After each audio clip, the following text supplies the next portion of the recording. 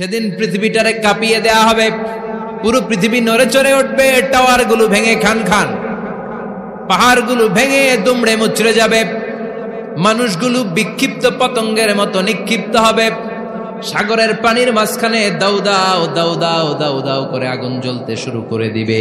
আল্লাহু আকবার। নকশাকে দিছেন আল্লাহ, নকশাকে দিছে না? সুবহানাল্লাহ পড়েন। আবার আল্লাহ বললেন ফাইদা বারিকাল বাসারু ওয়া খাসাফাল কামারু ওয়া জুমিআশ শামসু ওয়াল কামারু ইয়াকুলুল ইনসানু আইনাল মাফার। সেদিন মানুষের চোখ হবে ছানা বড়া, চন্দ্র সূর্যে কোনো আলো থাকবে না, মানুষগুলো দিক বিদিক পাগলের মতো দৌড়াবে, সবার মুখে এক কথা, পালাবো কই? পালানোর জায়গা আছে নাকি শুধু বাংলাদেশের এই সাইডটাতেই কিয়ামত হবে? সৌদিতে আর হবে না? হ্যাঁ, আমেরিকায়? আমেরিকায় কেমনে হবে? ওদিক তো ডোনাল্ড ট্রাম্প থাকে। হ্যাঁ, আমেরিকাতেও হবে, জাপানে হবে, ইন্ডিয়াতে হবে, গোটা বিশ্বে একসাথে কাপাকাপি আর এই ধ্বংসলীলা শুরু হয়ে যাবে। চিৎকার করে বলেন ঠিক কিনা? আল্লাহ বলেন ইয়াউমা নাতুইস সামা কাতাইয়িস সিজিল্লি লিল কুতুব। আকাশ আর আকাশ থাকবে না, কাগজ যেমনি আমরা এরকম ফোল্ড করে ফেলি, ভাঁজ করে ফেলি, মন চাইলে কাগজকে যেমনি আমরা এরকম হাতের মধ্যে গুটিয়ে নেই, সেদিন আকাশটারে হাতের মধ্যে গুটিয়ে নিবে কে? মানুষগুলো পাগলের মতো দৌড়াবে। কেউ থাকবে টয়লেটে, কেউ হসপিটালে, কেউ মাজারে, কেউ বাজারে, যে যেখানে থাক, শুরু হয়ে যাবে কিয়ামতের এই ভয়াবহ দৃশ্য। দুধের বাচ্চাকে রেখে দিয়ে মা দৌড়ে পালাবে। দুধের বাচ্চা রেখে মা কোথাও যায়? কলিজার টুকরা এটা, দুধের বাচ্চা, এটারে ফেলে মা কোথাও যায় না। কিন্তু কিয়ামতের এই ঝাঁকুনির দৃশ্য দেখে, আল কারিয়া মাল ওমা আদরাকা মাল, এই দৃশ্য দেখে দুধের বাচ্চারে রেখে মা দিবে দৌড়। অনেক গর্ভবতী মহিলা থাকবে এই কিয়ামতের সময়ে,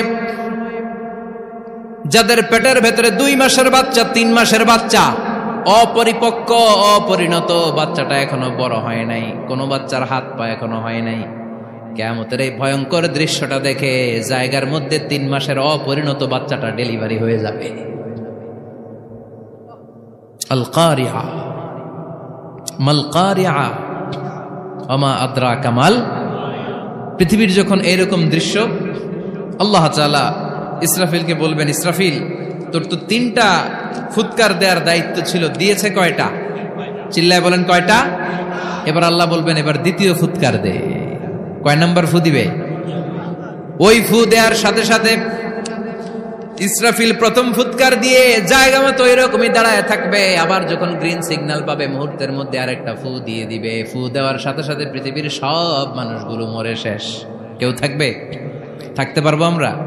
থাকার জন্য আসছি।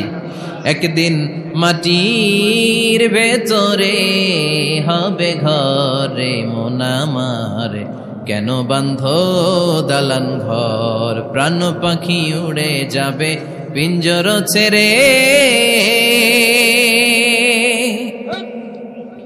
ধরা ধামে সবই রবে তুমি যাবে চলে, বন্ধু বান্ধব যত মাতা পিতা দ্বারা সুত সবই হবে তোমার পরে মন আমার, কেন বান্ধ দালান ঘর, একদিন মাটির ভেতরে হবে ঘরে মন আমার, কেন বান্ধ দালান ঘর। ঠিক কিনা?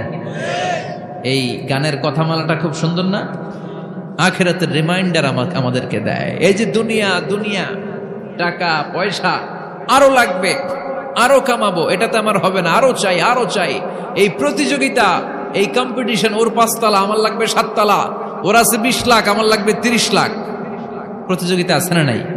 এগুলো আমাদেরকে পাগল বানিয়ে দিয়েছে, মোহাচ্ছন্ন করে ফেলেছে।